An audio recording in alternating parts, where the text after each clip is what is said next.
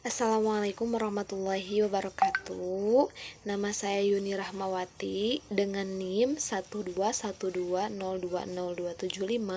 kelas 2 PAIG.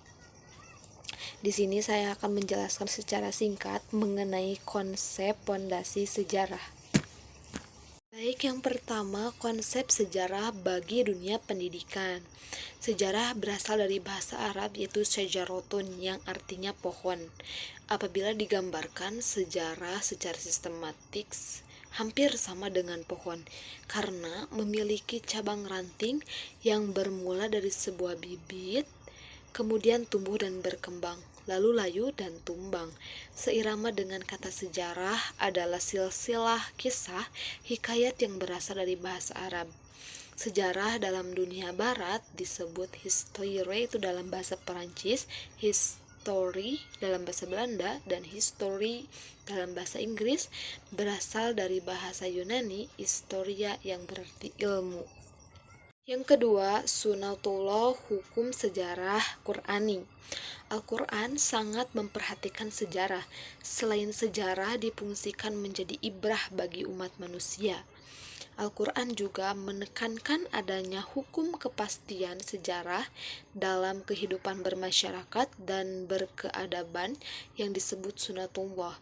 Penyebutan sunatullah dalam Al-Quran hampir dapat dipastikan terkait dengan prinsip kejayaan manakala manusia menerima kebenaran dan prinsip kehancuran manakala menentang kebenaran. Waktu perubahan. Perubahan dalam sejarah terkait dengan waktu terkumpulnya sebab-sebab bagi terselenggaranya perubahan. Dalam kehidupan bermasyarakat, sebab-sebab tersebut terkumpul secara perlahan-lahan. Karena itu, perubahan struktur atau secara perlahan-lahan atau kekuatan sosial biasanya terjadi dalam kurun waktu yang cukup lama. Selama waktu cukup bagi terkumpulnya sebab-sebab perubahan, ada perbedaan perhitungan lama waktu perubahan antara hitungan manusia dengan hitungan Allah. Manusia menghitung dan merasakan sangat lama suatu jangka waktu yang menurut pandangan hukum sejarah sebagai waktu yang pendek. Inilah kekeliruan yang dimiliki orang-orang kafir dan orang-orang yang zalim. Ada juga keyakinan pada kebenaran. Keyakinan yang benar pada kebenaran merupakan modal paling dasar dalam menentukan sejarah peradaban manusia dan peradaban sosial dan perubahan sosial.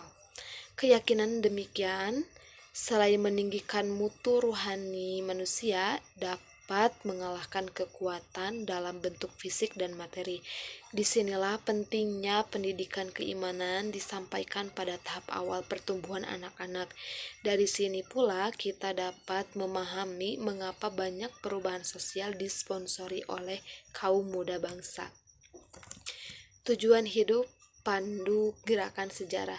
Tujuan hidup yang menjadikan semua cita, ingatan, arah, dan strategi ditujukan kepadanya, menyita seluruh perhatian dan memaksa seseorang menyesuaikan diri dengan segala tuntutannya, maka tujuan hidup tersebut disebut ilah. Arti harfiahnya ikatan atau sembahan. Ciri gerakan sejarah adalah memiliki tujuan. Namun, bila direnungkan lebih jauh, sesungguhnya yang memiliki tujuan itu adalah manusia sebagai pelaku sejarah. Tujuan hidup adalah isi batin manusia yang merupakan infrastruktur kedirian atau kepribadian manusia, sedangkan suprastrukturnya adalah perilakunya. Berpikir sejarah, berpikir periodisasi. Dapat dicontohkan periodisasi dalam kegiatan pendidikan Islam. Hasan Langgulung membagi kegiatan pendidikan Islam pada 4 periode, yakni pembinaan, dari munculnya Islam sampai akhir Bani Umayyah, keemasan masa kekhalifahan Bani Abbasiyah, keruntuhan dan kehancuran masa kekuatan Turki Utsmaniyah, dan yang terakhir pembaharuan dan pembinaan kembali sejak terlepasnya kerajaan Arab dari kekuasaan Turki sampai sekarang. Cukup sekian yang dapat saya sampaikan. Mohon maaf bila ada kesalahan serta kekurangan dan kekhilafan. Wallahul muwaffiq ila aqwamit thoriq. Wassalamualaikum warahmatullahi wabarakatuh.